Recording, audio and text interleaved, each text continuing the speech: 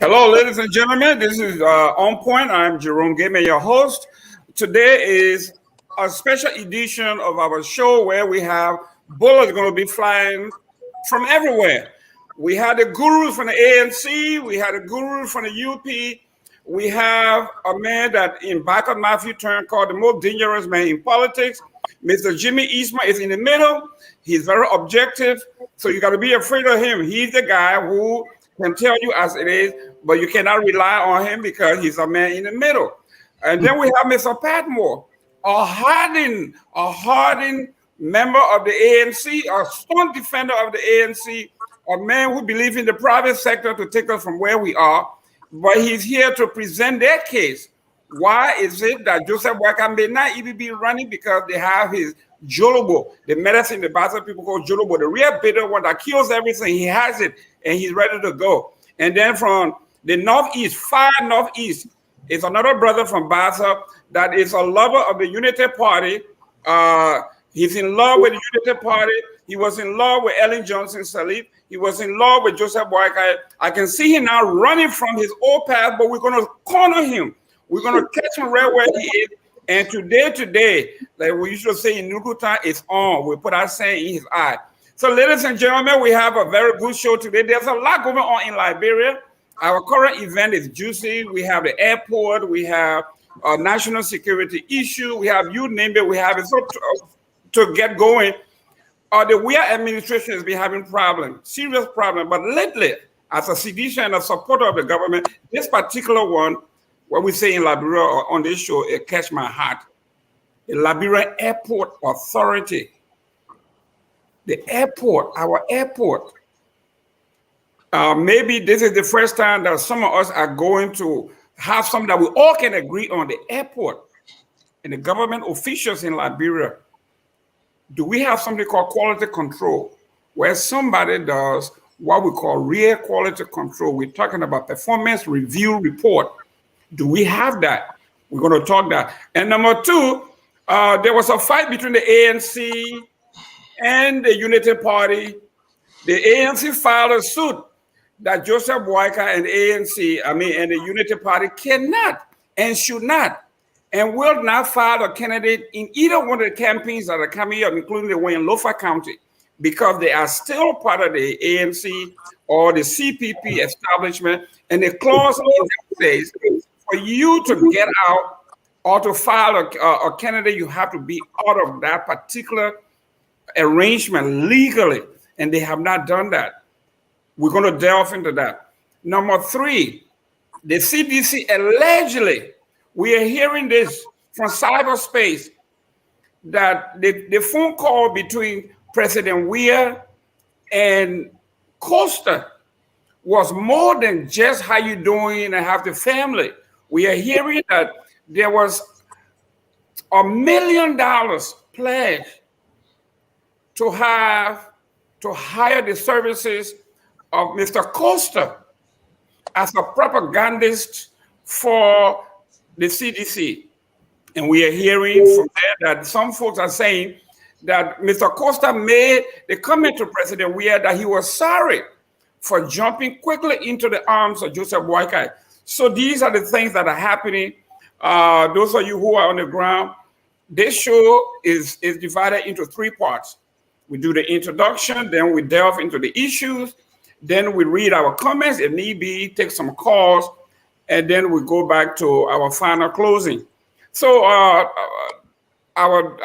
younger brother who joined us lately, let me go to him. Ansu, you are not new to politics. You are not new to entrepreneurship. You are not new to the private sector. Let's start with the airport. You as an investor, as a man who controls part of the private sector, what says Deed about what's happening at the airport? Thank you so much, man. Mr. Gamer, let's do this. You describe me as a Unity Party person. I don't think I describe myself as such. I've been in politics for a very long time. The only reason why I'm talking today is because what's happening in the country, we all have to address very aggressively. This is the reason why I'm talking. So I want to make that very clear from the jump. On the last show on the drive, I presented solutions for the airport. Okay, but let's ask a few questions. Who's running the airport? There's a guy called Martin Hayes. He's running the airport. This was a security guard. Now, President Weah has given the airport to her. This guy has literally run nothing in his life. He's running the airport of the Republic of Liberia. But I said this, and I will say this on your show again very slowly. The government of the Republic of Liberia can run the airport, will electrify the airport, and keep the lights on for free if they listen to this recommendation that I'm going to give them. And I'll give them very slowly. Okay? According to Marty Hayes, it costs him about 800 gallons a day of fuel to run the airport. Every 4 days, he said it costs him $37,000 just to run the airport in fuel. This is ridiculous. He's buying a generator for $47,000 in Liberia, and the generator is going for almost every 3 months. Here's a solution to the airport if you want to run this. Look, Liberia Airport has the capacity or an opportunity to generate close to $1 billion every single year minimum if the airport was to be run properly. We are not capitalizing on this. The first thing the government can do is they can come to this country. You buy 3 Caterpillar generators. They cost $250,000 a piece, less than $1 million. You run each one of those generators every week. You rotate them. 1 year is going to take. Within that 1 year, you go on the Farmington River and you build a dam. The dam can cost you $3 million, a small dam entirely dedicated to the airport. You charge an additional $5 on each ticket that is bought going to Liberia, coming from Liberia, $5. Approximately 300 to 500,000 people go to and from Liberia every single year. If you just charge $5, you can raise close to $3-4 million every single year. That means the electrification of the airport is going to pay for itself. The dam, after 1 year, the dam becomes functional. It's permanent. But what the government has done, they refuse to give serious attention to things that are bringing money into the country. Look what's going on with Air France and everybody else pulling out of the country. You are disadvantaging Liberians. You're costing us more money. Now we have to pay money to go to our own country. But what the government don't realize is, look, let me be hypothetical here for a second. For every Liberian that goes to Liberia, if you spend 1 week in Liberia, you will spend nothing less than $1,000 to $2,000. All that money is not going to be going into the country. What has happened under President Weah is a disgrace, but most importantly, it's dangerous for the people that are in the country because it has serious, serious consequences that's costing their lives. Now, I'll let the other guys come in to have the conversation as well. Now, Mr. Padmore, you're the private sector guy. You have a lot of experience in managing and stuff of that nature. This particular one we are talking about, I don't think it's partisan in nature. No, this it's is not. This is national security. You fly there like December. My wife and my 4 kids, 6 of us are going on a particular flight. And when I see this, when I hear this, I'm sure I put my entire family on a flight to Liberia. Address that, please. So the first thing I'll tell you is that I am on my way to Liberia. And so the first thing I did was that I restructured my flight to make sure I fly into Liberia during the day. That was the first thing I did. I'm not going to fly into Liberia or out of Liberia at night. Okay, if it's going to cost me a few extra $100, that's my safety. Though that's fine. This is embarrassing, but it speaks more to the overture of everything. Okay, how the government is being run. Okay, you cannot solve. This is an airport where you do not have 1,000 flights coming in every day. You do not have 10 flights coming in every day. The most flights you have on the RIA in a day is probably 3 flights. Okay, so that tells me that within that time, we're talking about maybe 6 hours that you have to have electricity. If you cannot manage just 6 hours of electricity to create that safety, then what are we doing? They are collecting $75 per head. The other, I listened to the other. I talking about $5 per ticket. These people are collecting $75 per head for COVID. This money is not being captured in the budget. This money is not going into the general account at a central bank. Nobody knows where this money is going. There's no accountability, and they've been collecting the money for close to 3 years, and they still have issues with electricity. You know, it's everywhere you go. We had the ECOWAS summit in Liberia, and while these dignitaries were in the elevator, current win. I mean, this is not just about the airport. It's how you manage. And I think it speaks to the whole government. It is a safety issue when it comes to yes, for all of us, when it comes to Roberts International Airfield, airport. But it speaks. I think it speaks volumes to the whole government how it is being run. Jimmy Eastman here. You are the engineer, you are the architect, you are talking about the real technocrat. So when it comes to the grind of the economy, of safety, of running things effectively, we kind of I usually defer to you to give us an idea. I'm a seditious, everybody knows that I support the president, but this one here is too bitter for me to swallow. I have to say something because not just the president, not just us, but just imagine the president of the country with half of his cabinet and the first lady and international guests. And we are talking about a calamity of a proportion that is unseen of unheard. Talk to us about what is happening here at the airport. Okay, thank you very much. I'm particularly aviation was one of my first loves. We were a chance to get a scholarship to go to Israel to study aviation.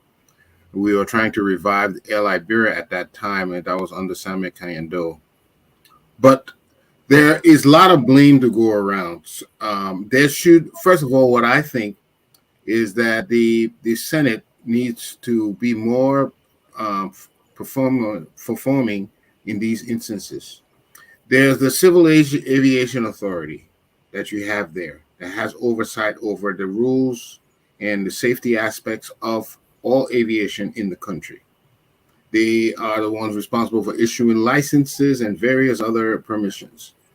Then you also have the RIA General Management, which is a part. Now, so it is clear that we're not meeting standards.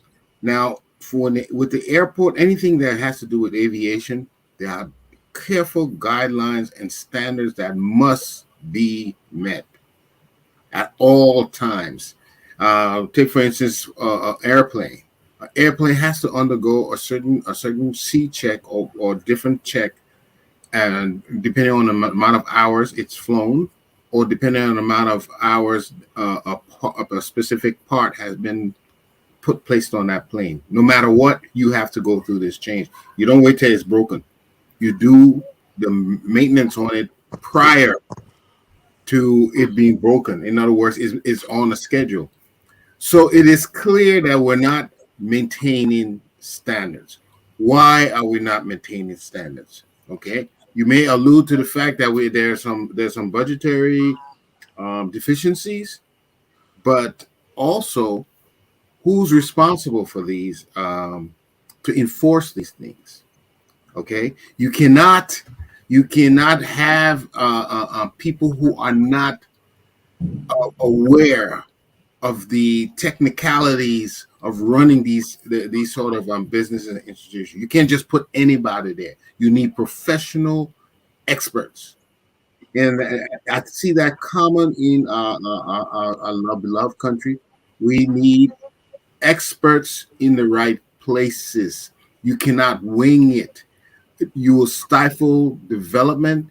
You will stifle the country's progress if you're not putting people who actually master the trade, who actually know what to do to get things on the right track. If you are putting people who are not aware of what to really do and the experts stand by, then you will have this calamity. I don't know the background of Mr. Hayes, but I know that they have experts like Captain Weah, who's been there for 30 years at the Civil Aviation Authority. Why are they not intervening? And then again, I said this falls flat on the legislature. Why has there not been a interview, a meeting to explain the issues there? And once they find what the issues are, if it's a financial problem, they can address it immediately by making immediate budgetary adjustments. Talk to the foreign minister, and finance minister, make him do it. But also, it is clear that until we put the right expertise there, we're not going to get it. Solar panel is another solution. Initially solar paneling costs a bit of money up front, but that we're not even employing another solar solution. We're depending straightly on generators. So there is a problem. There is a solution, but we're not really going about it, and we're not evaluating what's wrong to even come up with a solution. So I think let's hold the legislature at this point. We need them to act. Okay. And so I worked 10 years with the United Way as a CEO, and one of my last position there was board development and fund development. So I went around and I trained board of directors, and I sit on several boards now myself. What is the responsibility of the board of directors at that airport? Because as a CEO, if something goes wrong, the first thing I do is I pick up the phone and I call my board of directors.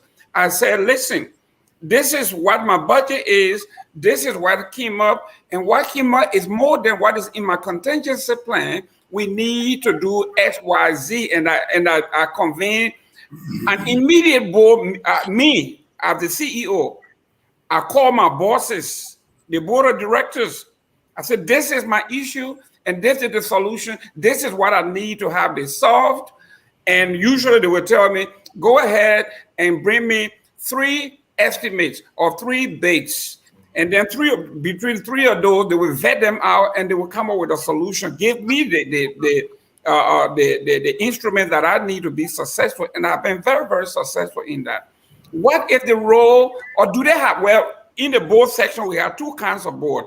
Non-working boards. Those are the ones where the dignitary, you put them on there and they're only on board, only in name. And then you have a working board, those that actually get to work and get something done. Do we have a board at the Port Authority? And if we do, are they working board or they a non-working board? Mr. Gabe, you're asking question as though these boards are autonomous. Let me frank about it. Mr. Eastman did say something, and I want to comment on that very briefly. Look, Mr. Barnes, Nathaniel Barnes has an idea. He believes in a position on an assistant minister, those should all come from the civil service administration. And the point he was trying to make was to make sure we hire technocrats, people who are well-grounded in the area that we are talking about. I, for one, would push, I believe the president should not be appointing anybody below the minister level.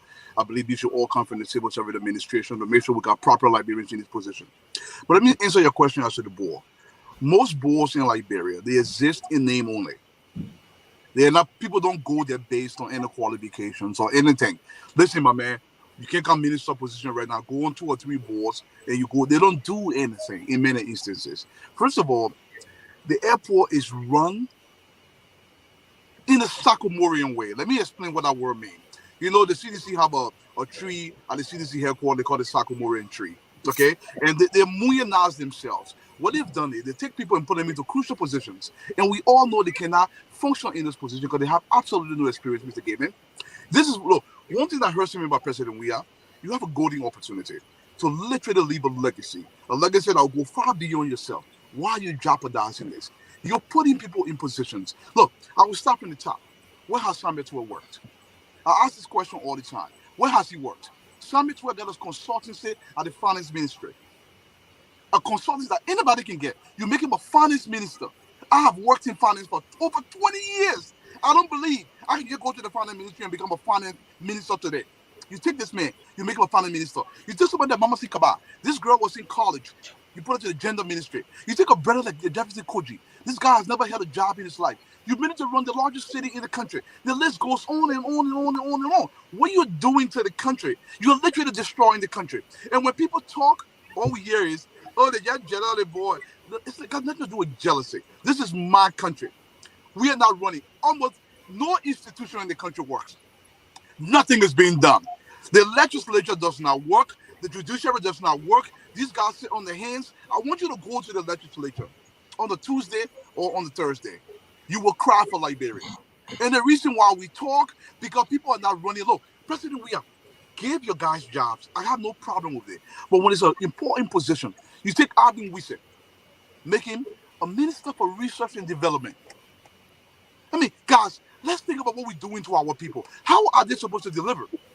Last night we talked about competence. Look, it has nothing to do with anything. The issue that we are facing in Liberia is a refusal to accept one cardinal issue. Leadership matters. And I will rest my case. Mr. East, somebody got their phone or something on. We get a little feedback. Let me go back to my Mr. Patmore here.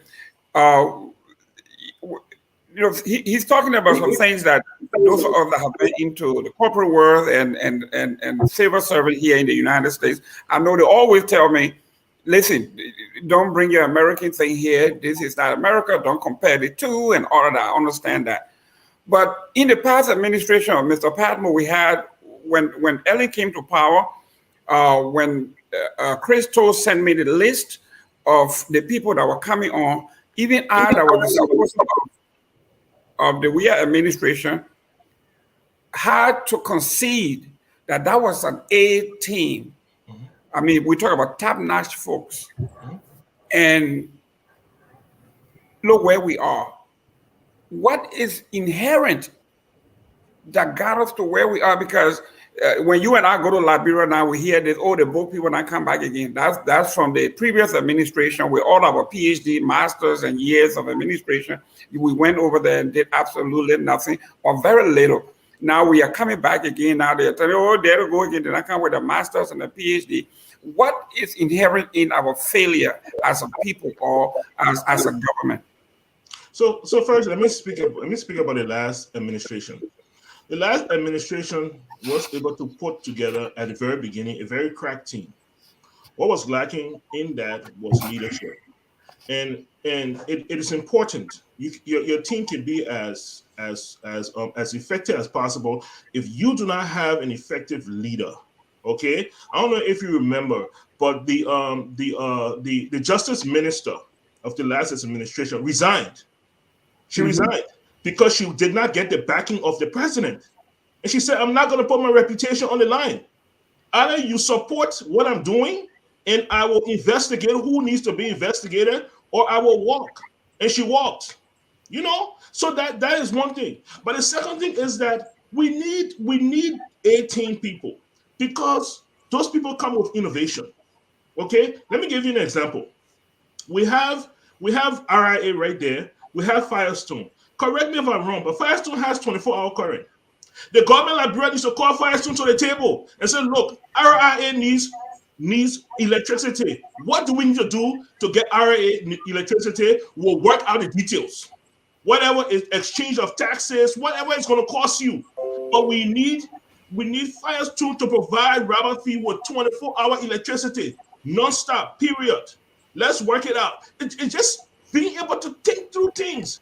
That's but you need people with the ability to do that. And when you just take a loyalist and just put him in such strategic positions who does not have the ability to do those things and is not surrounding himself with people who can do those things, then you have this issue. We all old enough to remember I think it was 1999. The Joe Tate issue. Joe Tate lost, I think, if I'm not mistaken, almost the entire police hierarchy. I think only one or two people were not on that flight. But the Liberian government lost almost the entire police hierarchy in a plane crash in 1999. 2 years ago, January, the national port, Freeport, came almost to a standstill. Why? Because this government had not done what it was supposed to do to dredge the port. It's been 2 years. We get anything. There's no dredging. They're waiting until it is chaos. They're waiting until crisis point. Then they'll start running around looking for money to dredge the port. The port is supposed to be dredged every 2 years. It is time. Nobody doing anything about it. President Weah was coming in. We all know jet plane. If a plane is coming in for landing, when it gets to a certain point, there's no pulling up. It got to come down. What if electricity had gone at that particular point? what will we be talking right now? Why put even your own self, your family in that kind of danger? The president has landed. It's been almost a week. Everybody still get a job. Everybody's still going on with a regular business. What if I work for the government? Why would I work? Why would I be effective? What is the driving force when I look around me and see everything that's happening? I myself would just chill and just collect my money because there's none. I expected somebody to lose their job within 24 hours. It's been almost a week. Everybody get a job. Everybody's secure. Everything has been covered up. We move on to the next thing now. Mr. Eastman, I know I want you to have the last word on this, then we'll go to the second part here. But you and I think you guys may have heard it, but I've heard it too. I was paced. I've been making frantic phone calls and talking to folks, and my friends are telling me, my man, slow down. We can't fire anybody now, but it's a critical time. Elections around the corner. There's a lot going on. We will make changes.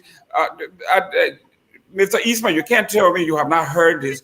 What does this say about who we are as a people? We've heard this excuse that we all are one, and there will be a collateral effect if we take the right reprimand or corrective action. It says in a good book, spare the rod, you spoil the child. You have to take disciplinary actions for failure. You have to correct people if you want them to perform properly. As long as you're not instituting corrective actions, you will have mediocrity. They will not perform. But when they see somebody has lost their job, when they see somebody has been demoted because of their failure to act properly, people will start falling in line. Now, if you cannot do this, then really you should not be in that position, because that position requires corrective action to put people on point and on the right track. Now, in the defense of local Liberians, people coming from abroad and taking their jobs, I empathize with that. I like to see locally grown talent. If I had a program, people will first come and teach Liberians on the ground to do the job instead of just taking it. But with that, you have to get the people ready by simply putting somebody there who is not properly trained to do the job. You're asking for failure. These are technical jobs. They cannot be done by anybody. I'll give the last example. If your mother had to take heart surgery, will you ask the dresser or the receptionist to go do that job? You would never do that. This is what you're doing when you're taking somebody who is not technically inclined and put him in charge of a technical area without any other expert behind them. You are asking for failure. So until we have to, this may be a bitter bullet, but yes, you have to bite this bullet and put people who are knowledgeable. I agree, you may need loyalists, but then you still need people who know how to do the job. That has to be a criteria. Mr. Gov't, before you come here, I want to make this point before I forget about it, if you allow me, sir. Okay, I want to say this. There is this misconception back home where people will always say, oh, Ellen had an A-class team, so they should have presented the result. Look, it is not the person's qualifications, but the leader's willingness to see whatever dream he or she have for the organization come to fruition. Okay, you can have all the qualified people, but if you're not implementing the law, unlike Ellen Johnson Sully, you admitted it quite rightfully. Initially, her first term, you brought A-class people, but the issue here is, was Ellen willing to follow the Constitution? I released a paper called Institutional Governance. It's the only way it's the only hope for Liberia. Anybody can Google the paper. And the reason why we push for the institutionalization of governance in Liberia is the only way we can get the results that we need, national results. But when we take one man, look, In every organization in Liberia, governmental organization, the person who's the head, he or she controls everything that happens in the organization. So the loyalists, if I release another paper called Restart Liberia and Build a New Foundation. Why is President Weah, for example, appointing superintendent in Samuel County? Why? Nobody can justify that. Okay? We got serious issue. And if Liberian people want results, if you want a proper leadership that will succeed no matter what, I say this, Google a guide to picking Liberia's next president. There are instructions on how to pick a leader that will succeed. You cannot pick people based on tribe, based on likability, or based on the superficial issues that get you no results. We have to think outside the box. Our people are dying. Look, we are literally lost in almost every human development indicator, and yet we are complacent. Well, one of the things that Mr. Padmo, before we go to the next one, was I've been talking about, and nobody talking about it, including all the candidates, including Joseph Weah, including Alexander Cummings and everything else, is this particular thing that we call the unitary system that is holding our nation down. The unitary form of government, it is basically an imperialist kind of leadership style government, where one person, the gentleman at the top, is the absolute I was in Liberia when Ellen was appointed, a notary public. Mm-hmm. Can you imagine a notary public? In this country, you go right to your State Department, local, and you do your 2-week training. Everybody become notary public. I got one everybody has one in their offices. Or you go to your local bank, you get it. The president was appointing a notary public. Can you imagine? This is how imperial that position is in Liberia. And none of these candidates, not the boy guy. In fact, 2003, when I spoke to Honorable Bronskin about this, he was very dismissive, because it is the power that everybody wants, the absolute power. Nobody wants to actually, because I was talking about maybe a quasi fund of federal government where we do revenue sharing, where the counties become autonomous. And he looked at me, he says, no, all you need is a leader. This is the late Charles Walker Bronsky telling me, all you need is the right leader, and he was that right leader. So here we are, we have all these selfish-minded folks. We had the same thing with Dylan. When Dylan was coming in, he says when he goes in there, everything will change. And I was shocked last week when he was talking to a crowd that now he is going to fight to limit terms, to reduce the senator's term from 9 years to 6 years. And somebody said, but this was on the referendum, and you fought and you defeated it. Now that you are there, you say you're going to fight for that, knowing that your peers and you will not even vote for it. So these are the kind of leadership we have. This imperialist, everybody wants to get it. The advocacy, everything gone. We don't hear from Dylan anymore. He's getting part of the legis. He's getting, he's in there, and they're having all the fun. They're getting the money. What can we do about the unitary system, real quick, before we go on? So let me correct you first. When it comes to Alexander B. Cummings, the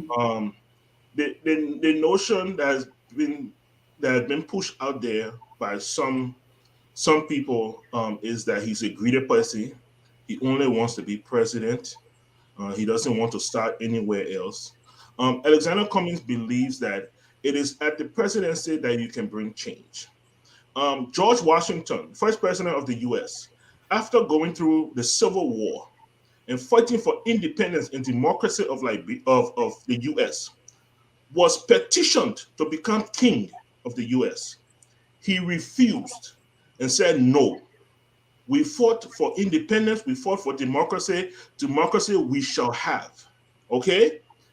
Unfortunately, it's going to take a leader, a president, willing to make those changes, to say, now that I'm president, this is how we're going to do things, okay? We're going to elect our leaders. We're going to elect the city mayors. We're going to elect our superintendents. We're going to allow counties to share revenue. Why are you digging millions of dollars worth of gold out of Sano, and Sano is undeveloped?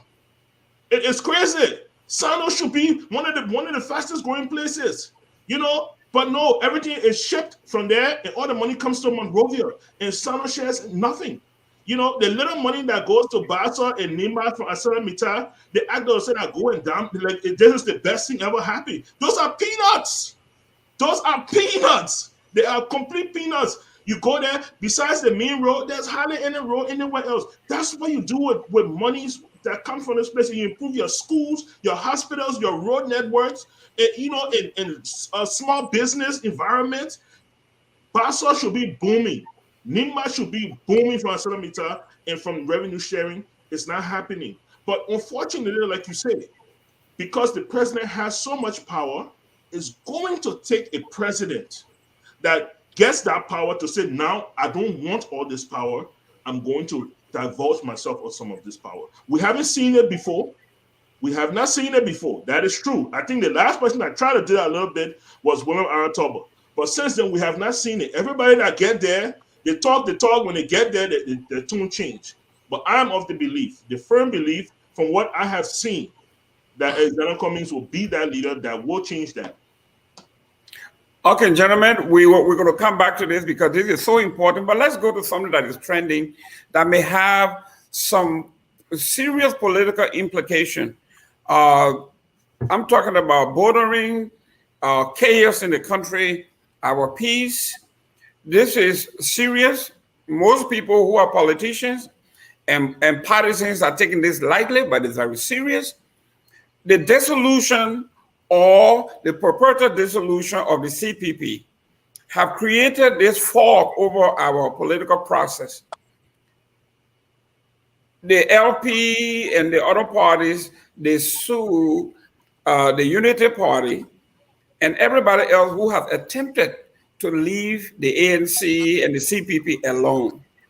And the clause within the document says that that is not the process. And the NDC have made it clear. We have no interest in how you run your political party, but what we have interest in is any document that is collectively filed to us here has become your constitution and basically your roadmap.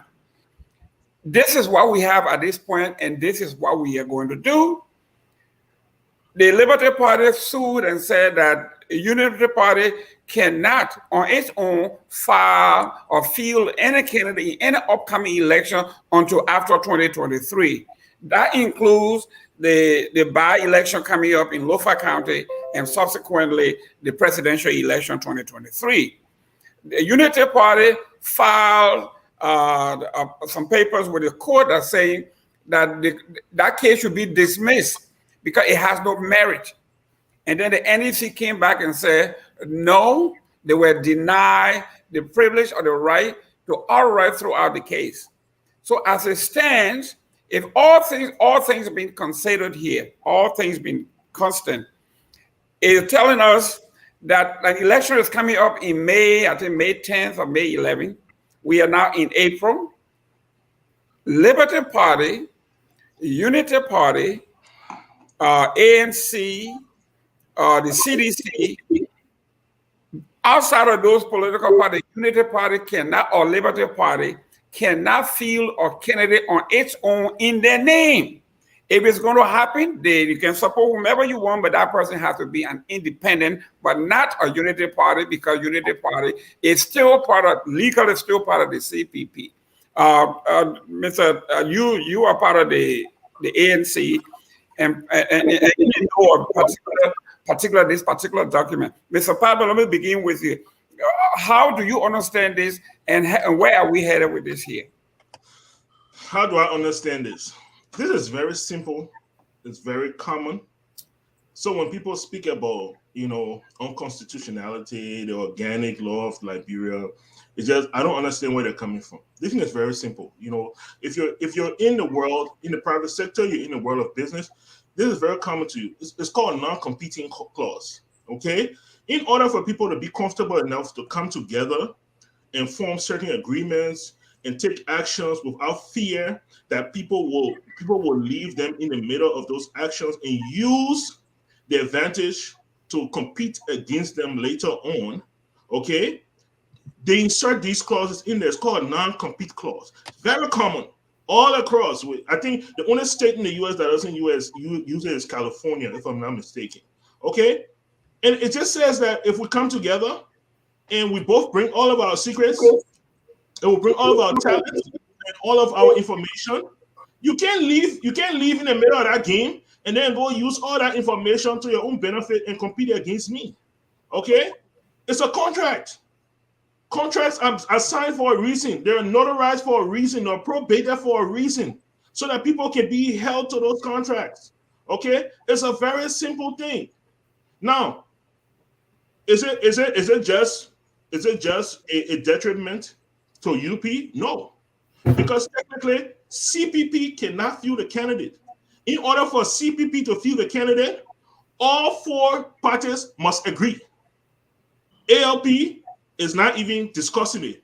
UP said they're gone. Liberty Party and ANC cannot field a candidate in the name of CPP.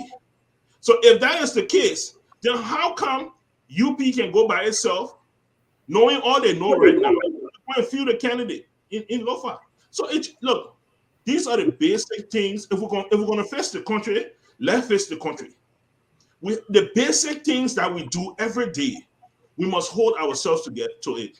You part of an agreement, live up to the agreement. It's as simple as that. Live up to the agreement.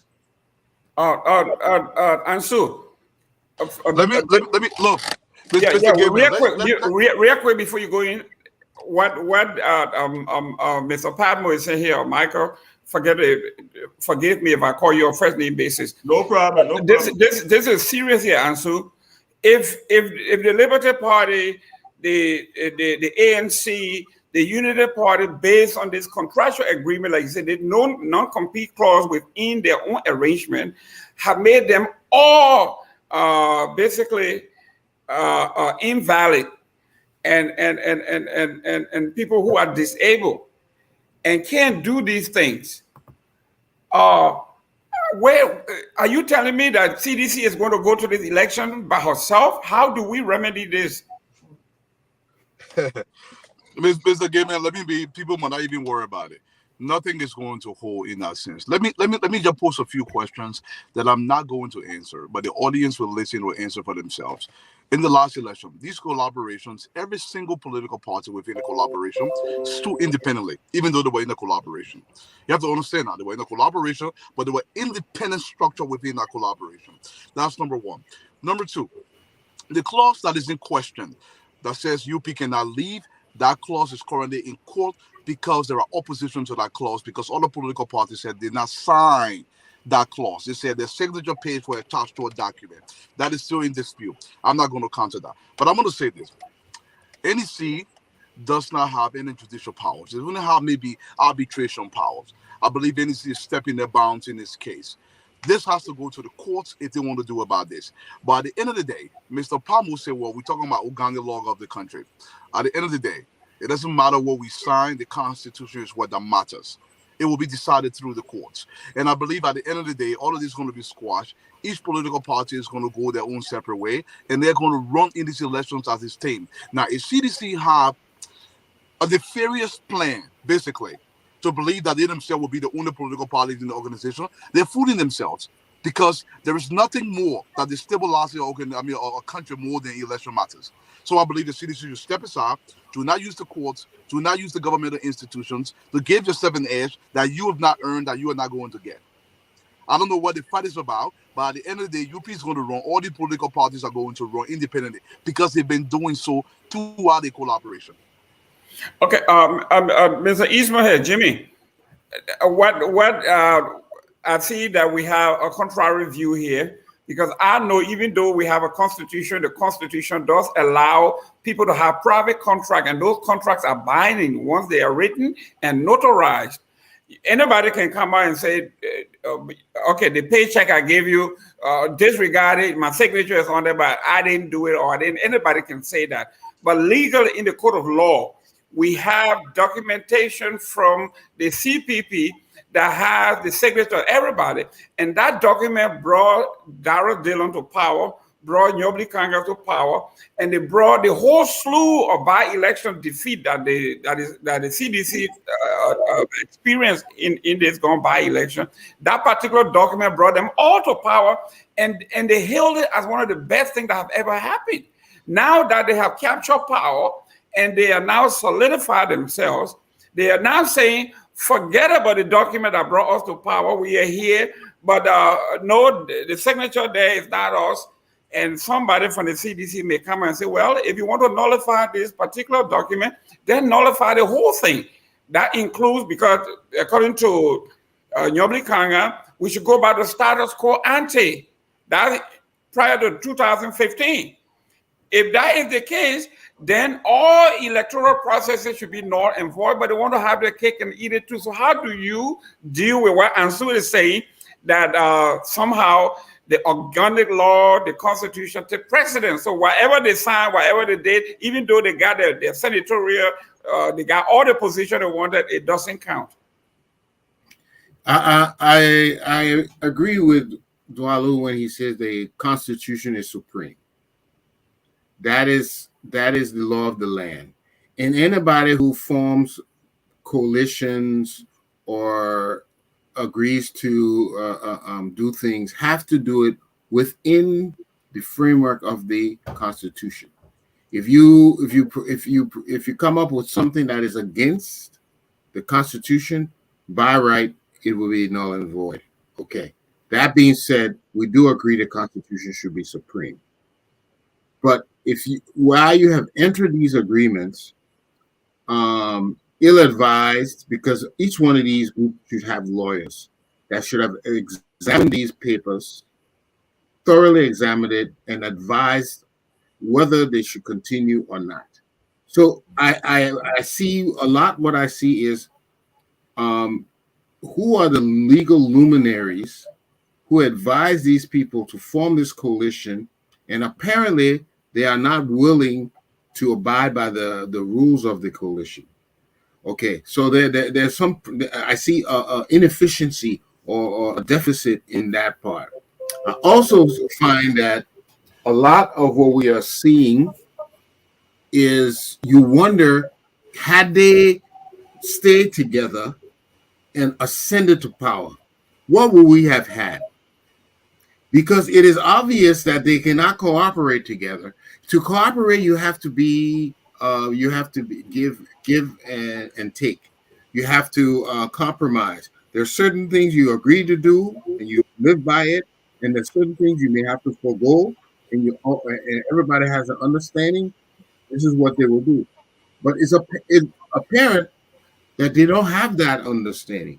And had they gone ahead and assumed power in such chaos, what would have happened to our country? So it is good that these things are happening now. You know, it is good that the devil is brought out, so that they will represent themselves truly to the Liberian as they really are. I think Liberians should be very, very happy that God has shown their hand, so that we will know who to trust and who not to trust. Because apparently they don't want to work together. They are not compromising. So now we know they are not together.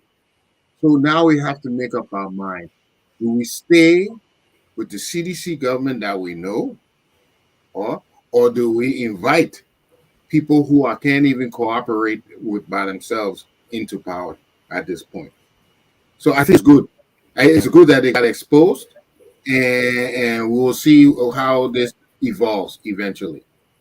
Mr. Padmore here, for those of you that support Cummings, we are looking at a guy who, all things being considered a corporate giant, someone that have worked within the larger context of American corporation, like some of us have done through, like I worked the Chamber of Commerce, the local Chamber of Commerce, the vice president for development. And one of the things that I was supposed to do, that my job description was to bring corporations to our county. And for the things that are required when I go do the recruitment, the first thing on our list is utility. So we are back to the airport thing here. Mm-hmm. The first question that one is, let's say if you want our corporation to leave New Jersey to come to Florida, do you have the appropriate requisite utilities? Roads, electricity, solid waste, all of those things. And the next thing is education. Do you have school? Do you have those things that will enable us to do workforce development? All of those questions need to be answered. Now, with that being the case, we saw that Mr. Cummings, being in the corporate world, understand these things. When he came, he was clean. Everybody looked at him. That he performed these alliances. He went to Lofa County and he campaigned for Brani Samukai and campaigned for all of these people. And he was very respectful and honorable to Honorable Joseph Boakai. And here we are. It seems to be that if this thing drags on to the end of this month, they may not even have the time to field a candidate in Lofa County as it stands. What will you suggest that they do within that realm to at least have a standing in Lofa County? It's very simple. Okay, it's very, very simple. And I have a few stuff to unload here. But first, let me answer your question. It's very simple. Joseph Boakai needs to lead. Joseph Boakai is the present chairman of the CPP. He needs to lead. He needs to come back to the table. He needs to convene all 4 political parties. He needs to sit everybody down and say, look, how do we get out of this where, 1, we save face, but 2, that we can dissolve in a manner where we are all free to go about our individual party activities.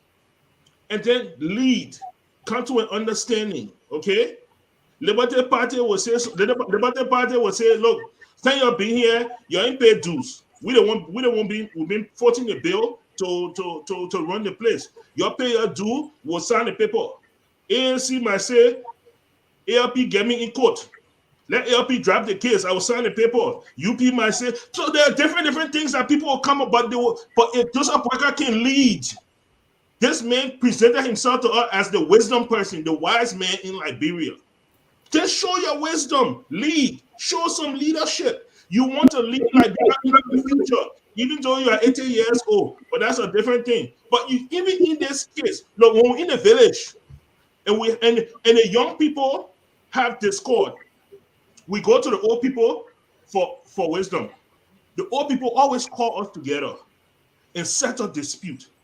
The expectation was that Joseph Boakai would call the young people together and settle the dispute. Instead, they make tape on a bag, John Asa. What kind of tea is this? But look, like I said, look, I had a ton of things. Go ahead. Let me talk. I'll try to work my way backwards. Go ahead. The first thing is that there's a misconception. Most people have not read the framework document. The framework document does not call for power sharing. The framework document only goes as far as selecting the next president, the person to represent the CPP that will run in the next election. That person, once they win the election, they get to choose. First, they get to choose who is the vice president. They also get to form their own government. There is not government of national unity. No, this is not where you bring all the other parties together and say, who will send it to finance ministry, who will send it to no. People need to go back and read the framework document. The framework document does not call for a government of national unity. No. If you win, then you go to form your government and you rule. What people were proposing was that you get that first document that was drawn said that only pick people within the CPP. And the Liberian people said no. And so they pulled it back and said, no, we cannot do that. The president, even if he wins on a CPP ticket, will employ all Liberians from all walks of life in Liberia, not only the CPP. So let me get that straight. So I know some people are saying, oh, well, if there's confusion now, maybe when they win, try to form government will be confused. No. The president, the person who represents CPP as a standard bearer, when that person defeats George Weah, that person will be charged with the responsibility of forming their own government and running the country as they see fit. That let me put it out there, and it's in the framework document. So I hope people read it. Okay. The other thing is that people talk about this clause, and I know the Honorable Eastman here. He talked about lawyers. Why these people who who claim to be knowledgeable leaders enough that they didn't have the lawyers review this document. My dear sir, the document was reviewed. Everybody knew what was in the document. Anybody right now who is telling you they didn't know, they're lying. They're being untruthful to the Liberian people. They're being untruthful. They knew what was in the document. And even that clause, the non-compete clause, was not even inserted by the ANC. It was something that was inserted by the lawyers from the ALP. Then not your lawyers inserted that clause. Cummings, being a man from the business world and corporate world, he understood what the clause meant. He understood how how restricting it will be, but also how positive it will be. So the ANC went along with it.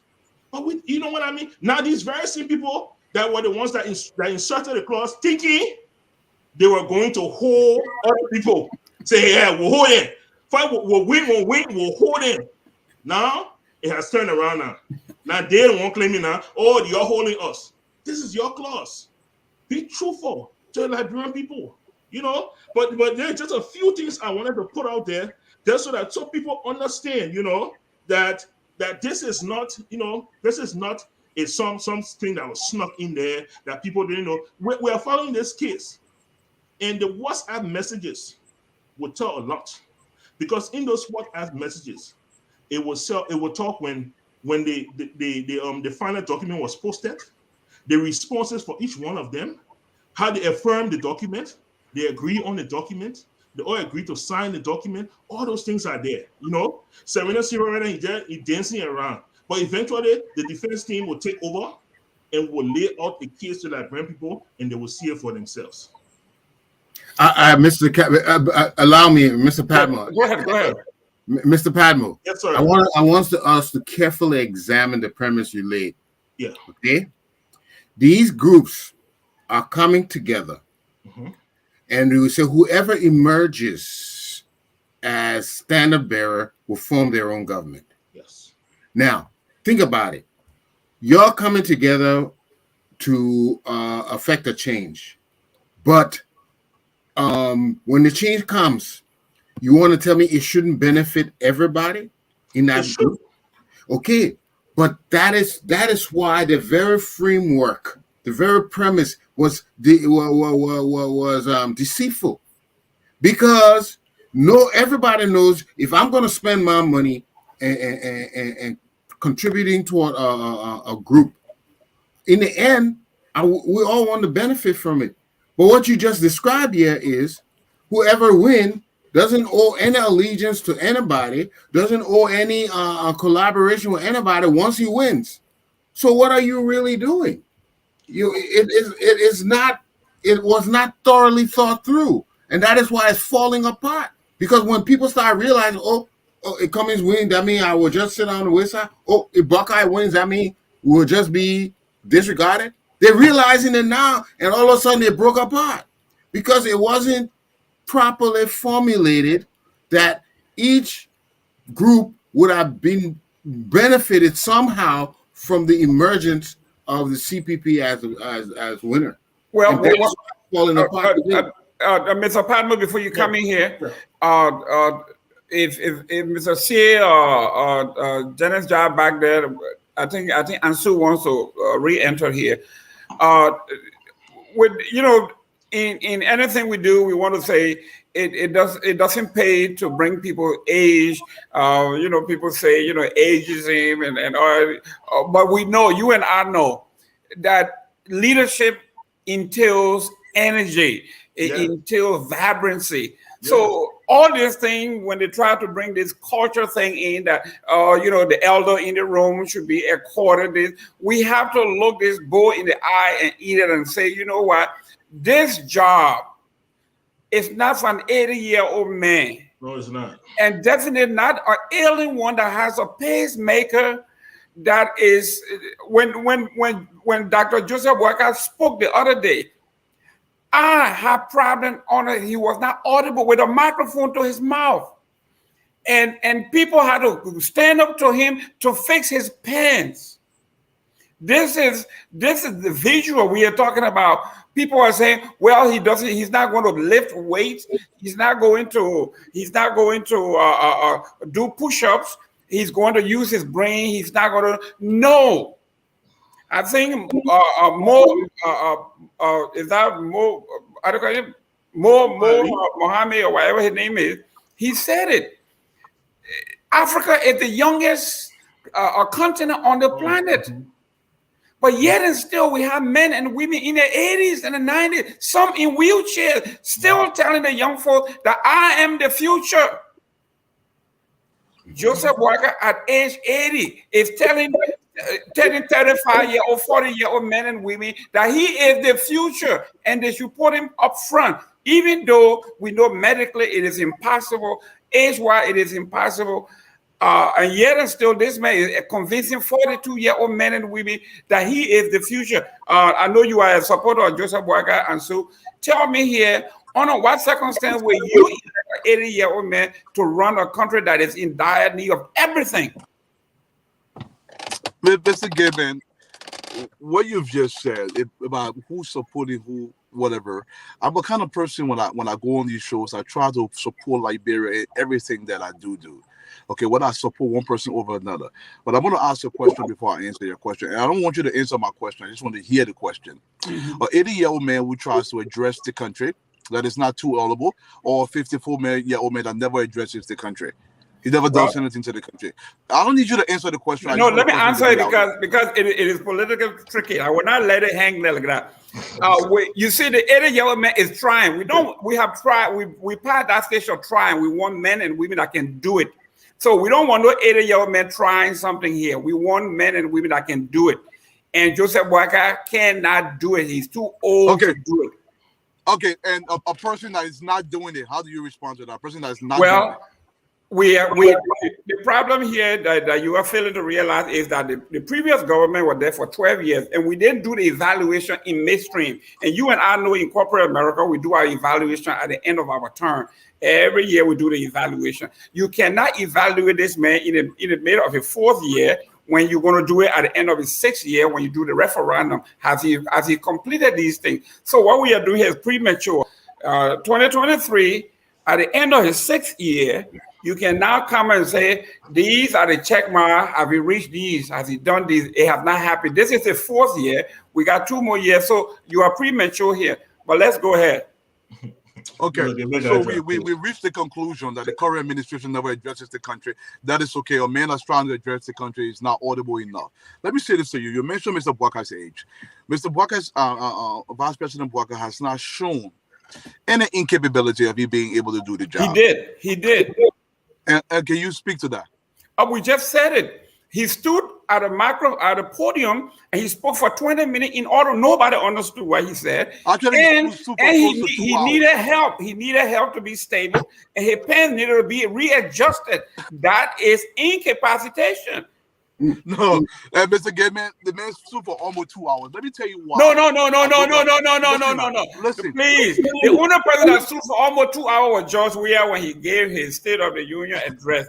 Don't go there. Don't flip. Don't sweep anything here. That man stood for 7 minutes. That was only because he couldn't read. But he stood there. That's good. Yeah, so, only because he couldn't read well. Mr. Padmo, that's very good. Your man who can read and write, running around with crooks. He was in Lofa County. He lifted Brahman Samakai's hand and said, Brahman Samakai is my man. I'm a man with clean hands. These are the folks that I'm going to carry with me, and we're going to bring Liberia. And then guess what? All of your cousins and your friends from Lofa County, we saw another fraud that came out of Lofa County named Dr. Cassell. So I was asking my boy George Tule, if your uncle Joseph Weah was vice president and he worked in a corrupt government, and your cousin, Cassell, have been convicted or allegedly arrested and imprisoned in the United States, and Brownie Samaka have been arrested and found guilty as a crook. If your daddy is a crook, your grandfather is a crook, your cousin is a crook, and your brother is a crook, I ask him, are you a crook? And he says, not quite. He won't answer the question. So, Mr. Duarte, Mr. Ansu here, You let me answer remember, the question. I know You're going on a diatribe. you are running away from the Unity Party, and I'm not going to allow you to run away from this Kenya. I'm not This running is your away. Kenya. Allow me to answer This the is the question. Kenya that you are tired and you will tow it. I will not let the Kenya off your shoulder. You will tow this Kenya today. You supported this old man, and you saw him standing there for 7 minutes, and his pants had to be adjusted, and he couldn't speak. I couldn't hear him. I think you need to help him with hearing aid. And he went on the air, and he told the folks that he has a pacemaker, and he admitted the doctor told him that you can live on a pacemaker for up to 11 years. Up to 11 years. I mean from 1 to 11. So he could expire within the second year, third year, fourth year, fifth year, sixth year, all the way going to 11. So here we are. Tell me about your man, Joseph Boyka. How is he going to be the future of Liberia with a smart man like you sitting back? Joseph Boyka said he's better than you. He's smarter than you. He is the future and you are the past. Thank you so much. I don't think Mr. Boyka makes such claims, but I'm going to say this to you. Liberia is at a crossroad. We need somebody, and I don't want to be interrupted because this is a very important question that you ask. Go ahead. And our people are listening, and our people must hear a proper answer. We are at a crossroad, and there are so many things happening in the country that needs to be righted. And I believe the best person to write those things right now is Honorable Boyka. And that's why I believe that. Honorable Boyka understands the country. I got a CDC cup for you here. Go ahead. Honorable Boyka understands the country. Honorable Boyka understands the intricacies of the country, the problems of the country. He's lived those problems. We must lay a foundation in Liberia. And I believe, personally, the person best suited to lay those foundations is Honorable Boyka because of his experience. Look, I'm not going to go to the age thing. I understand where you're coming from. I'm not naive. The older you become, the more likely you are to die. We all will die. And I'm not going to make that argument. Honorable Boyka can live tomorrow and fall down tomorrow. Or you can live to a 90-year-old. My issue here with Liberia right now is not on politics. I tell people all the time, I will never ever work in government. Even if you give me any job, I don't want it. I just want to go to Liberia and sell my chicken feet. I always say the same because I believe the greatest way I can contribute to Liberia is through the private sector. Okay? And that's what I want. I just want a viable society that is good enough where we can lay the foundation, where we can all live there and improve the conditions in the country. But the reason why I supported Boyka now, initially, my biggest support was from Mr. Cummings. I did everything to support Mr. Cummings, but there are several decisions that Mr. Cummings took that I don't agree with. And I believe Mr. Cummings does not understand the conditions in Liberia. This is one of his Achilles heel. I don't believe he understands those conditions. And I've laid it out in a bunch of papers that I've written. But what I'm trying to say is, Boyka understands those. And he's the only person I believe right now best suited to change the conditions in Liberia and put it on the right track. And this is why I support him. I have a question for you, Dwalo. Go ahead. We all know Honorable Boyka has been a statesman for many years. Correct. And he has a record of holding very many positions. Okay. I haven't seen anything remarkable, outstanding of him being a change maker or something that he's done radical that brought about complete change. What are you basing your thoughts that he will be a perpetuator of change when he has never been such a perpetuator? Thank you so much, Mr. Eastman. These are the kind of question we need to be asking so our people can understand. That question I'm trying to play, I got you. You say he's never been a change maker. The way our institutions are set up in Liberia, okay, Mr. Cummings is notorious for saying this. The only way you can truly transform Liberia is at the top. Now, you say he's held a bunch of positions. Before Honorable Sawyer died, he made mention of some of the positions he's held and some of the conditions surrounding Mr. Boyka. In the Liberian public, this is why I, Insu, Opa, Zina, Bolakai, Duadu will never take a government job because I have a big mouth. I will not shut up. If Mr. Eastman is my boss, if he's doing something, I'm going to tell him in private. If he refuses, I will confront him publicly.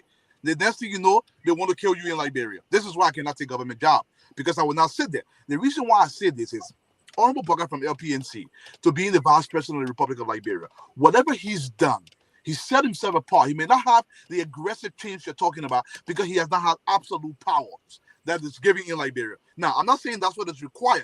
This is why I constantly push for the institutionalization of everything in Liberia because I don't believe any one man should be controlling that much power. But I believe, given his track record, and this is the track record I'm talking about, from LPRC, from working in Lofa County, everything he's done within the guidelines that were created. But you cannot go beyond those guidelines if your bosses don't want you to go beyond those guidelines. So if you listen to Honorable Boakai, he believes that he can set this new platform for us. Now, it's a fair question saying, has he set those platform before? I believe he tried to do that agriculture ministry. I believe he tried to do that LPRC. How do we quantify that? It goes back to the government of keeping records that we can go back to and view those records. Now, what Mr. Boakai is coming out and saying, we have to independently verify that as we go forward. But based on the candidates in the race, I'm basing my criteria on 3 things. This is why I support Honorable Boakai on 3 factors. Number 1, understanding the Liberia culture and traditions and how the country works. He understands that without any equivocations. He does understand that. Number 2, he has worked in the belly of this beast. He understands this beast. He understands how it works. The only way you can redirect this beast is to go into the guts of the beast. If he had lived in the guts of that beast for over 40, 50 years. He understands it. He hasn't been away. Number 3, Mr. Boakai is in the position of his life where he has a lot to lose. He can fall down tomorrow. He wants to leave a legacy. He's not like most people that came to power strictly based on how much they can acquire.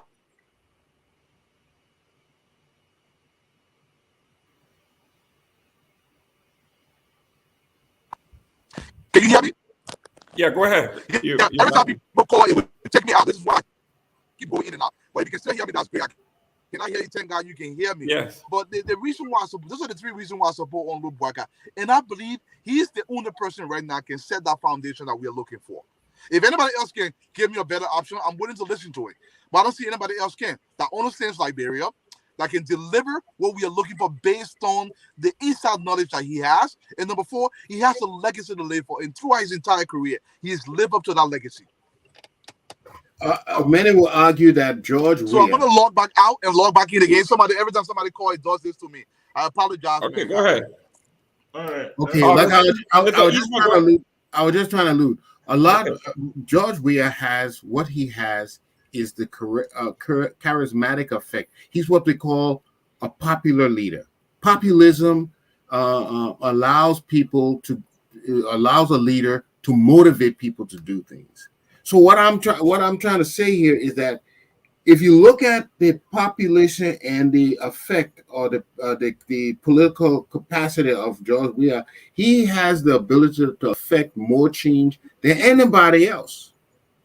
All right. So what Dwalu is alluding to, I'm sorry he left, but what is what have we seen in his private life? He claimed that he didn't have absolute power. He was only a vice president or a deputy of somebody. But what have he done in his private life to show that he's ready to bring about this change? That is where we will see a remarkable difference. Yes, he was only the LPMC, but look at him for you now. You see all those farms he did. You see all those schools he built. You see all that development he brought to Kolahum and all those surrounding areas. That is the mark of a revolutionary, somebody who will bring about change. And if you can't do that in the government, you can do it in your private life. I still say the president in the best position to bring about major change in Liberia is George Weah. And he can do it by appointing the right type of experts to the right part of the right real quick before we transition, let me play this audio here so you can see and then you comment.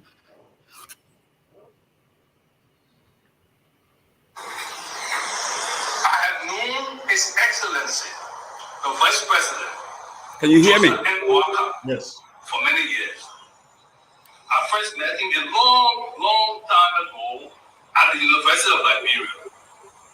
I have known Vice President Boakai longer than any other person in the presidential race and have always considered him a friend. I have had a lot of respect for him. But the lure of power seems to have gotten the better of His Excellency. Today, the supporters of His Excellency Joseph Coata presents him as a poor man from Lofa, and I say that he will understand the plight of the poor people. Fellow Liberians, do not be fooled. Vice President Coata is not poor like you. Not even as me. As Vice President, his office received more money. His office received more money from the government budget than any other vice president has received in Liberia's history. He has enjoyed some of the best and most lucrative government jobs. Minister of Agriculture, Ambassador, Managing Director of LPFC, at the time when LPFC had money, and several other positions. President Weah might have been pulled a long time ago, but today he is among the richest.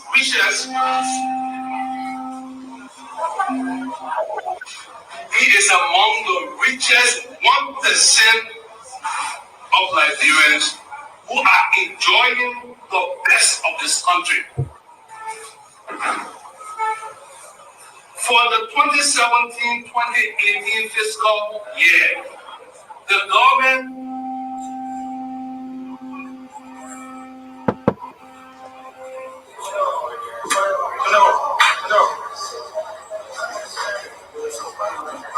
For the 2017-2018 fiscal year, the government has proposed to give the office of the vice president about $2.4 million United States dollars. For the current fiscal year, 2016-2017, the government will give the office of the vice president about $2.2 million United States dollars. So here we are, Mr. Ansu. This is the man that has spent about close to 50 years in government, from 1972 to 2018. He have held, according to Councilor Bronsky here, a very good friend of the vice president that had known him for a long time, said that he has held almost every position in the country, in top managerial position where changes could be made, and nothing has happened. Joseph Weah have lived at the top of the Liberian echelon. We talk about the 1%. He said 1%. Weah is not a regular person that could have made changes from 1972 to 2018. If those changes have not been made in his prime, what may you think now that 2023?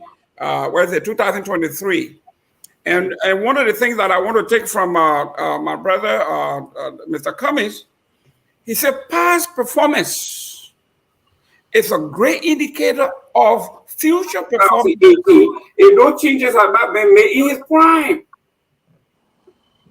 So here we are, my friend. We have no feedback there. While we wind down, Ansu, please, if the past 50 years he didn't do it, what do you think the next 6 years is going to be happening? Mr. Gayman, you're asking questions although you don't understand how Liberia governance works. And I would see that point. One thing I always try to stay away from is to defend individual politicians in Liberia. Okay, just because I support somebody doesn't mean I support everything they stand for in the past. If I believe they can deliver something, not necessarily everything they stand for. Mr. Weah, like any politician in Liberia, have some questions to be answered. And I will concede that point. But I will tell you this. You say, what did you do at LPRC? LPRC does have records on Mr. Weah. What did he do at Agriculture Ministry? What did he do as vice president? These are all records are there. You know, one thing about people, they get confused about, what Mr. Weah is tangible. What is the tangible? Let's quantify what the tangible is. On the Elder Justice administration, we're talking about, they built this road over there. How do you think those roads got built? Everybody within that government gets a degree of credit. Although all the credit may go to Elling as the head, but Honorable Weah also equally takes credit as well. So now, the biggest issue we talk about in Liberia is corruption. Has there been any claims of corruption on Honorable Weah? Just because he has not done it in his prime, it does not mean he cannot do it later on. Now, I see where you're coming from. He's not doing it all these years. He's not accustomed to doing it. He cannot do it going forward. But look, let's go back to the history of the man himself. Has he ever stolen any money from Liberia that we know about? He was fired in 1985 for theft. No, that point was rebuffed by even Dr. Sawyer and people in the government for reason giving. Sawyer was on his dying bed, so we know he didn't mean what he said because he was incontinent. Okay. Well, let me say something here before. Yeah, go ahead. I don't want this to get go. Look, within the we talk about vice president. One of the jobs that a vice president has is the group of 77, the disabled people of Liberia. Okay, he didn't have minister job. He wasn't sitting in the cabinet. What did Ambassador Boyka do with the group of 77 for 12 years? I mean, there are so many opportunities that he had to make changes, and it didn't happen. I hear my friend Ansu talking about, if the bill roll, then everybody share the credit. But when it comes to corruption, then you move Boyka hand from that. Boyka hand. You can't do the two. You can't play that game with the Liberian people. If Boyka must share the credit of the UP government, Boyka will share the corruption of the UP government. It has to go both ways. I wanted to put that in there. I didn't want that to slide. No, I agree. But in many instances in Liberia, corruption is an individualized thing. Oh. Answer. Okay. Mr. Gilmer, can I come in? Yeah, I've been reading some of the comments, and a lot of people don't understand why I say George Weah is the one. They claim he has done so far. He's not managed the country very well, but I wanted to understand where I'm coming from. I think like an engineer. When I want to fix something, I have to look at what I have on hand and use what I have to fix it. I can't imagine something that's not there and incorporate that in my plan because it's not there. Okay? So I evaluated Vice President, a very honorable man, has been lead. But even in his private life, I haven't seen anything dynamic that he should have been capable of doing. Just like Constable Brunson said, this man's a very rich man, a noble man in our society. He could have impacted something in his private life if he wanted to. If he was to bring about change, he could have. Mr. Cummings, on the other hand, has run into all kinds of issues. All right? He comes from that great corporate background, probably has a lot of foreign national sponsors. But the politics in Liberia has been entangling him. It's very obvious. George Weah has gone through the process and has overcome the politics and is now sitting at the helm. Among these three people I just mentioned, he is best positioned to bring about change. Now, some say he's not developed, he's not disciplined, and all that. But I'm just trying to say, if you really want someone who is properly positioned to bring about change, it is George Weah. And we need to encourage him to bring about change. We need to give him what he needs. But right now, the other parties you're talking about, they're not in the equation. They will not succeed. So why do what you have? Mr. Eastman, you cannot squeeze juice out of a rock. I'll give it back to you, Mr. Gayman. Listen, guys. I know we just got notice that there will be no comments today because I guess. But this is why I like this format, where you guys understand the issue very well, and you express it, and we know this, and the passion that you bring to this. That's why you are here every day, and we love you to come back and let us do this. We are running out of time. There's something here before we leave. We gotta juice it up a little bit with a little gossip. We got no facts. You don't have it. I don't have it.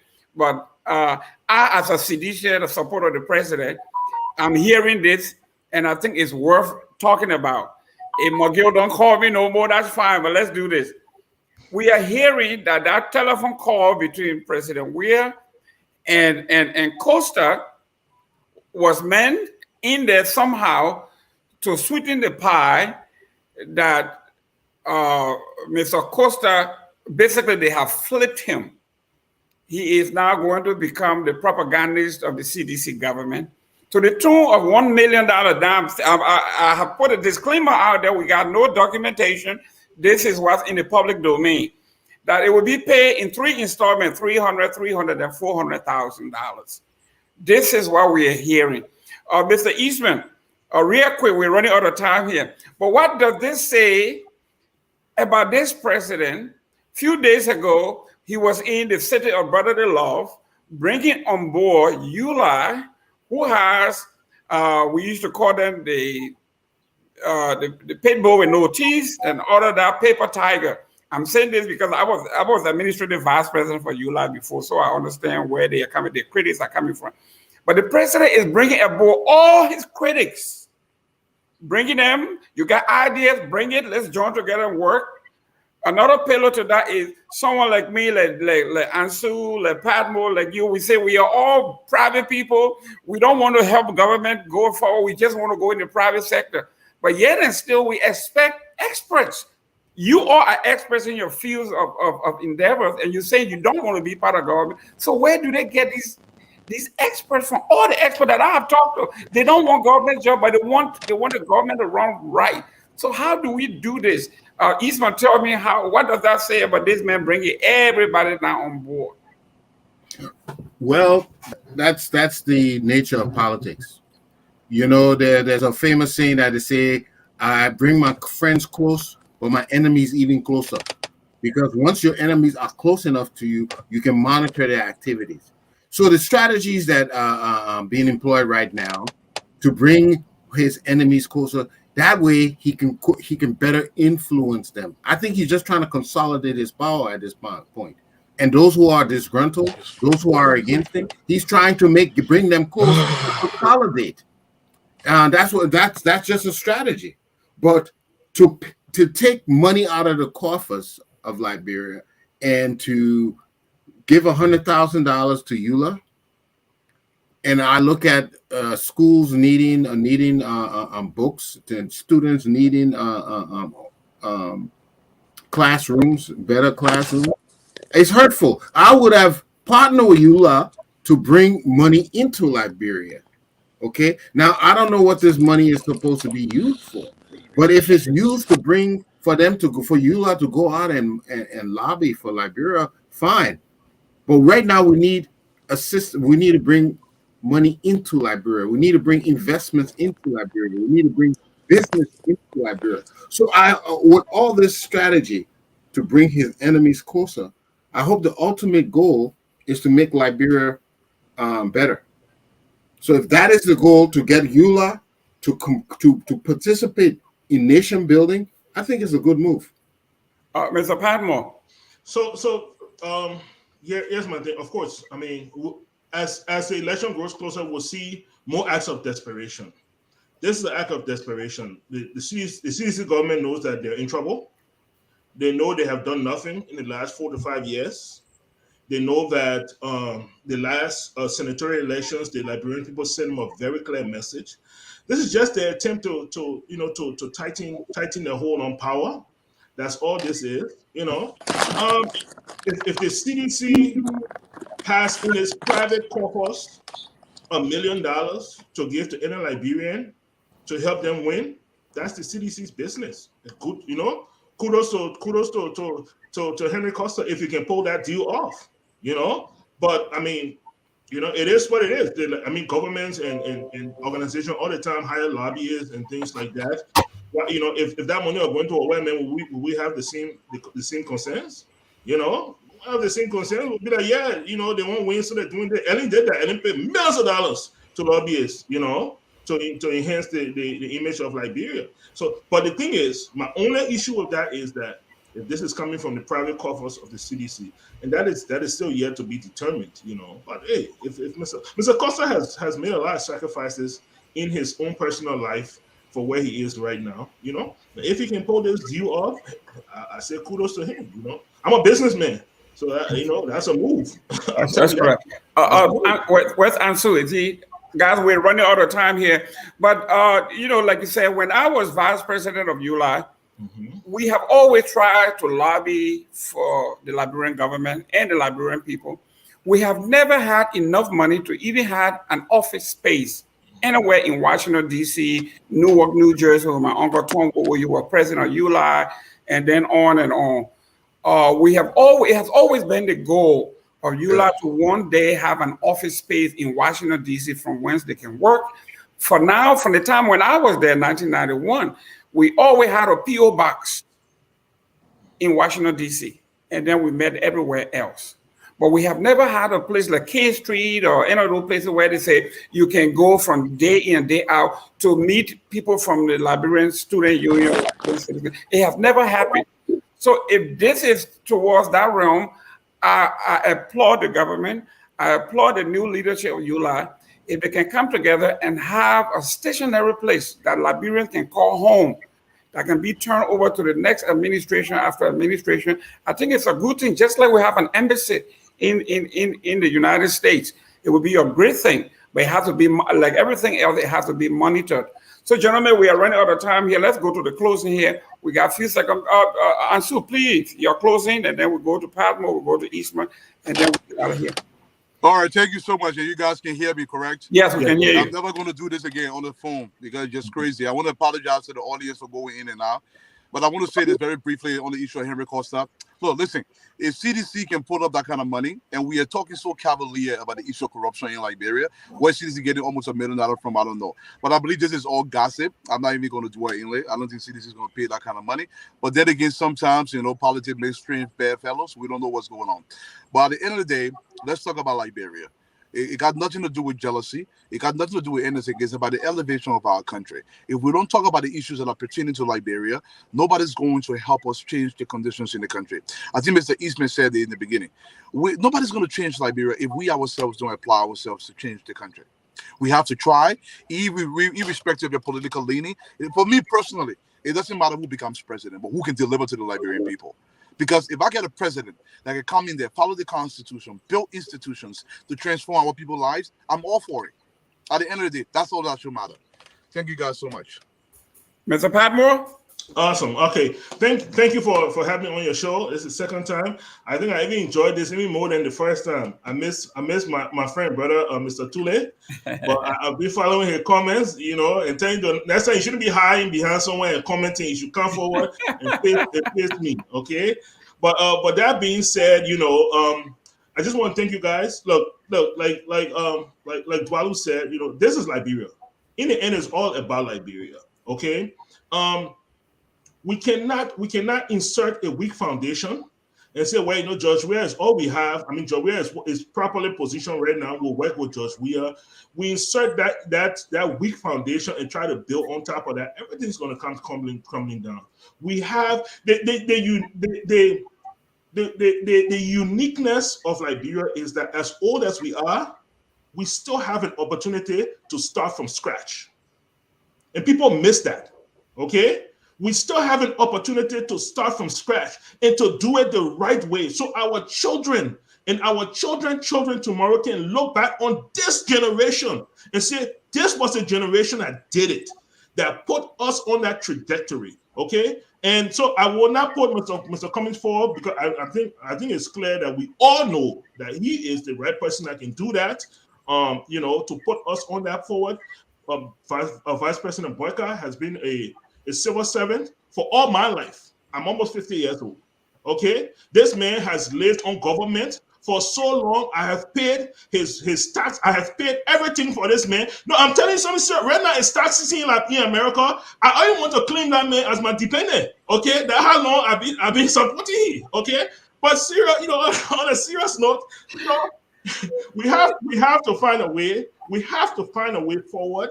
We have to, whether it is with George Weah, whether it is with another president, we have to find a way forward. And I'm happy when all of us from different ideas, different sectors, different beliefs can come together and discuss in this mature manner how to move Liberia forward. I'm hopeful our leaders can do the same. Thank you so much. Mr. Eastman. Thank you. It's been a very, very entertaining discussion here. All of us have to come to one understanding someday that we are our own problems. When we elect somebody, we elect one of our own. That person is merely a representative of Liberia. So you don't expect us to elect somebody different. In other words, unless we begin to change ourselves and come to a conviction that we will not depend on government jobs, We will not be corrupt. We will follow rules. We will obey what we agree to obey. And if that the everyday Liberian doesn't come to that understanding, and is waiting for somebody to whip them before they would do it, then we will always have this problem. Do we have to get beaten by a switch before we behave? We have to take the initiative. Our economy is in the hands of Lebanese and other foreigners. Why? Because we failed to take initiative. It's been going on since Talbot and Talbot time, where I was born. They allowed the Syrian man, as they called them those days, to take all the business. They would sit in their office and they would order the supplies instead of opening a supply store. We have given away our economy. We are continually to give away our economy. It's not George Weah. It's us. When are we going to begin taking an initiative and changing it ourselves instead of pointing the finger to somebody else who is nothing but a representative of us? So that's why I say, let's deal with what we have. Let's start changing ourselves. Let's get what we have and say, let's change the way we're doing things and make it better. But to dream about somebody coming from heaven and changing Liberia, I'm not there. Thank you very much, ladies and gentlemen, for tuning in. Thank you, Mr. Padmo. Thank you, and Sue. Hopefully, we all can do this next Sunday when we discuss other issues pertaining to our country. This is what we need. We need dialogue. As usual, I have always said it. One of the things that I liked about the Propo agenda was when they went back into time, 1957, 1953, 1957, and they took a page of the Dwight Eisenhower's playbook, where he said, I am going to build the largest economy in the world by connecting this nation. And that brought about the interstate highway. When President Weah talked about my legacy is going to be roads, I'm going to do all I can to connect this country, I thought that was ambitious. As ambitious as it is, I think it is something that we need to protect, that we need to support. Once we have road connectivity in that country, we're going to have the breadbasket of Liberia, which is Lofa County. If we can get food from Lofa County to Bassa, from Bassa, you can get your fish and your stuff, your seafood back to Lofa within a 24-hour span. The economy is going to boom. So road connectivity for me is very important. For those of you who say the president have done nothing, open your eyes. I like what he has done with education. I like what he's doing with healthcare. I like what he's doing with the freedom of speech. I like what he's doing with us. That Liberia is our home. Nobody is going to have to come home and do what you have to do. Don't wait for government. So finally, I would like to recommend a book. I think Joe Weah may have read this. The book is called Social Movements, Critique and Concept and Case Study of Social Movement. For those of you who said we don't know how Joe Weah got here, this is one of the books from one of my former professors at University of Chicago, Stanford Lyman. So learn how to read movement. How movement, you talk about popularity, how movement works. Well, with that, ladies and gentlemen, we want to thank you. Next time, we're going to read your comments and take some calls. These are professional men that know what they are talking about. And hopefully you can help the government, not only in the private sector, but for our government to run. Knowledgeable people have to write bills. You got to make laws. Remember, before you do your business, laws, you got to follow the law. And those guys who are writing law, if they don't know what they are writing, we are going to be in circle. As always, we say, we are all Liberians. Whatever you do, in position, opposition, we are all one. And this is how we're going to end our show today. We are Liberians.